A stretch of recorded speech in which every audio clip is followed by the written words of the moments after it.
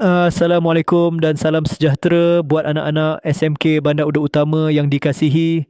Belajar di rumah merupakan amalan penting untuk mencapai kejayaan. Gunakan masa dengan bijak dan patuhi jadual belajar di rumah, iaitu program at home study yang telah disediakan oleh pihak sekolah. Jadual ini bukan sekadar panduan belajar, tetapi satu alat untuk mengatur masa, menumpukan perhatian kepada mata pelajaran utama serta membentuk disiplin diri yang tinggi.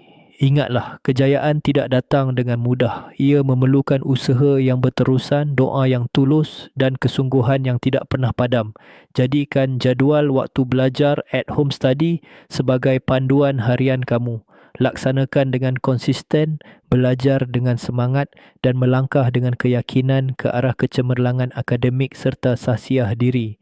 Pengetua percaya dengan usaha gigih dan disiplin yang tinggi, kamu pasti mampu mencapai kejayaan yang gemilang. Teruskan usaha, teruskan semangat dan teruskan belajar. Anda semua akan pasti menjadi generasi hebat dan cemerlang. Sekian, terima kasih.